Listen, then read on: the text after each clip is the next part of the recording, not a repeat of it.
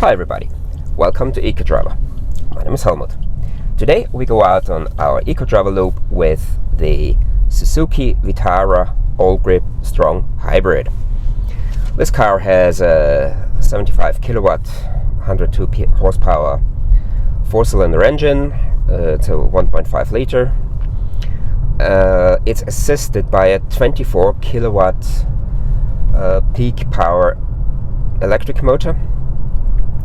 And this is supposed to lead to a WLTP consumption of 5.9 liters per 100 kilometers. It's kind of like a mild hybrid on steroids. From what I understand, it's not a real full hybrid, but it's possible to go pure electric for a short distance. We have a 6-speed gearbox, but it's shifted automatically, so it's not a torque converter or a double clutch gearbox. It's a regular gearbox, and we'll see how this works. The route we're doing, first the weight. The weight of the car is 1,338 kilograms, 2,944 pounds. And the route we're doing, I'll show you here. We start and the southern edge of town, go out of town for 1 kilometer. We have a climb, about 6 kilometers, which elevates us around 360 meters, 1,100 feet, followed by rolling hills, a descent, an open road section, motorway, and at the end, 19 kilometers, 12 miles of city traffic. At the end of every section, we check the overall and sectoral consumption. And at the end of the trip, we analyze the whole data. The cameras will be on all the time. 2 reasons. A, to show you how I am driving to achieve the consumption we will have at the end. And B, to show you that there is no need to go slow in order to be efficient. And I'm sure you will see that we are blocked by other slow cars, other road users. They don't know what they're doing, they don't drive efficiently. Yeah, we'll see, the weather is fine. We have no rain, we have no snow. I hope you enjoy this, and I'll talk to you later.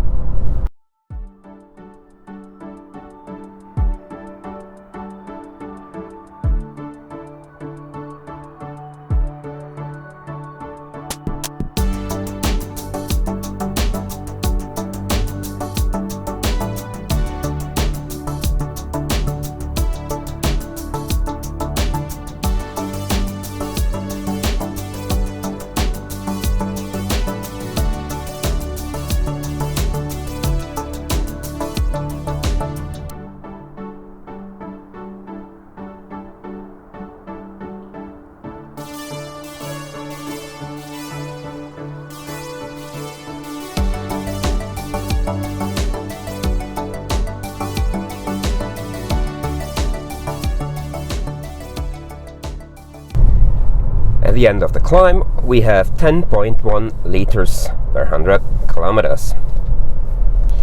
You've seen that I've used the manual or the option to shift the gears manually quite a lot on this way up in order to keep the revs down, but I've noticed that torque isn't high. Of course it isn't. It's a 74 kilowatt or 75 kilowatt engine. And the electric motor is helping a little bit, supporting, but below 2000 there is not much power at the engine. Now we come to the hilly section, and here it's, if you know my videos and know what I'm saying, here it's important to play with the road, to use the change of gradient to build up momentum on the way down and take this momentum in the next climb or in the flat section, and therefore reduce the amount of energy you need.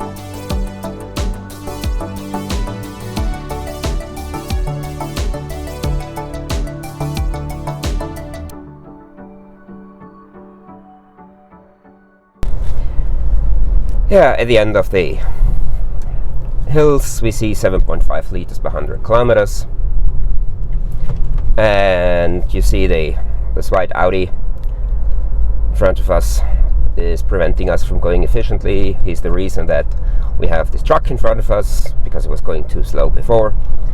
But yeah, that's a real life test, and that's what we have to cope with.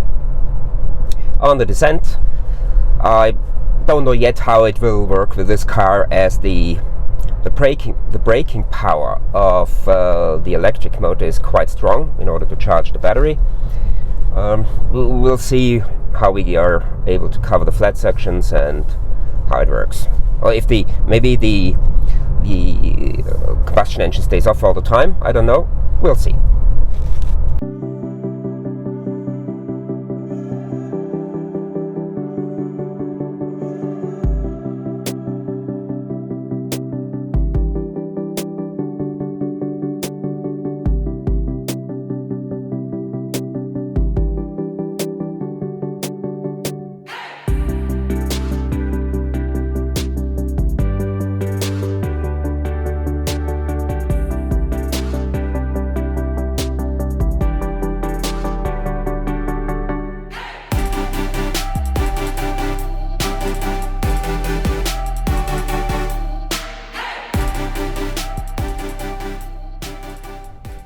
Coming to the end of the descent, we see 5.7 liters per 100 kilometers.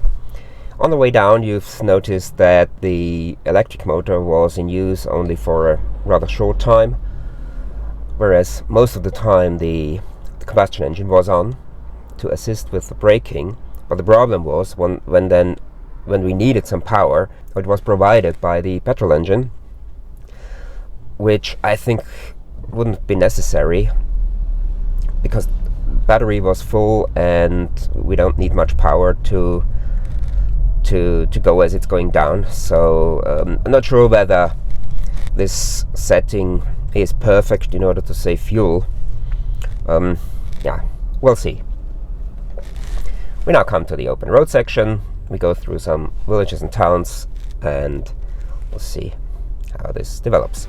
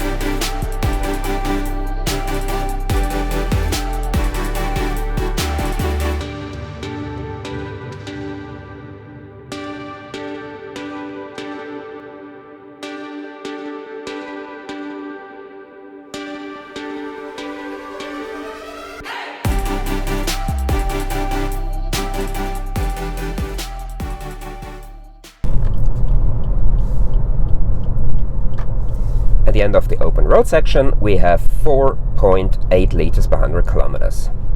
And you've seen it, it's not the Ecodriver who is the obstacle on the road. We had so many other road users who prevented us from going really efficiently, from going the speed we would like to go, and therefore it's another proof of my theory, or of my statement, that going slow isn't efficient. As they surely haven't used less fuel than we did, or than we would have if we were going our own speed. as they didn't use the momentum, the kinetic energy, if it's going over a bridge, for example, or a slight incline. So yes, sometimes it's annoying being out on the road, as there are so many people who don't know what they're doing. On the motorway, we have a speed restriction of 100 kilometers an hour, and this is due to local laws. With EVs, we would be allowed to go 130, but normally traffic is so dense that this isn't possible anyway.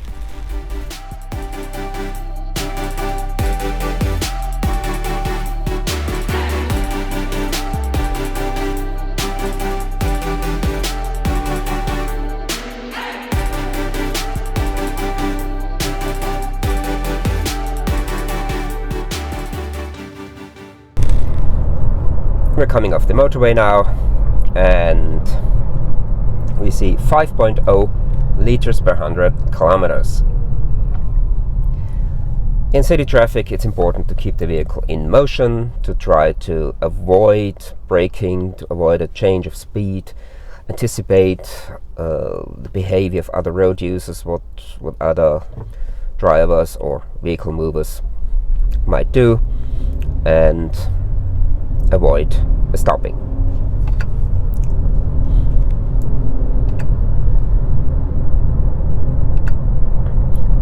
This car is equipped with start-stop automatic, like most cars nowadays, and there it's important to make sure that the engine stays off when you are stationary. Don't play with the clutch, don't play with the gear stick, with the brake pedal, in order to avoid a premature start of the engine.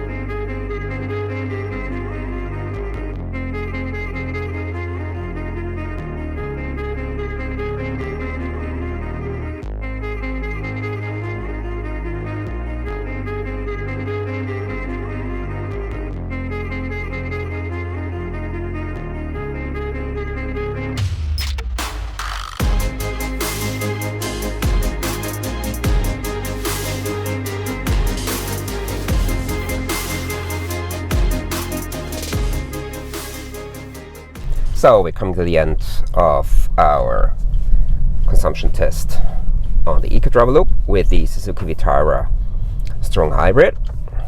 And at the end we see here 4.9 liters per 100 kilometers on the board computer. And now the details. Okay, let's have a look at the details of our trip with the Suzuki Vitara strong hybrid. You see here the overall and sectoral consumption. Interesting, the consumption on the downhill. It's rather high, and I think this is connected to the fact that the combustion engine was running in order to support the small, only 24 kilowatt electric motor in braking. But when you step on the accelerator on the flat section, then the combustion engine does the job. Whereas with other full hybrids, despite the combustion engine running, the electric motor is driving the car when you need it. And you see the result, 1.3 on the downhill. That's the highest of all cars tested so far. In city it's okay, and given the weight of the car. But if you look at the, let's say, the Ford Focus, without any hybridization, roughly the same weight and almost a liter more on in city traffic, whereas on the motorway over a liter less, probably due to the aerodynamic shape of the car. And yeah, that's just the price you pay for the different forms of cars: SUVs, CUVs, station wagons. Yeah, overall it's a little bit, how shall I say, you need to get used to drive this automated gearbox of this car, especially when starting from a standstill. You cannot just switch from the brake pedal to the accelerator pedal and start moving the car, because the clutch needs some time to make the connection. And I mean, it's the same as if you do it with a manual gearbox, but without doing it yourself, it might feel that it takes very long. And that needs a little bit of change in behavior. And so you need to lift your foot off the brake pedal, let the car crawl a little bit, maybe for a second, and then you can gently step on the gas pedal, and then the car will start moving. And once the car is in motion, it's fine, it shifts fine. But this is a little bit of a different thing compared to other cars. Apart from that, yeah, it's a neat, tiny little SUV, and consumption is okay, less than 5 liters per 100 kilometers. I think the hybridization, the mild hybridization, is contributing a little bit, maybe 0.3, 0.4 of a liter per 100 kilometers. One thing I think that Suzuki might consider is calling it a hybrid or a strong hybrid, because this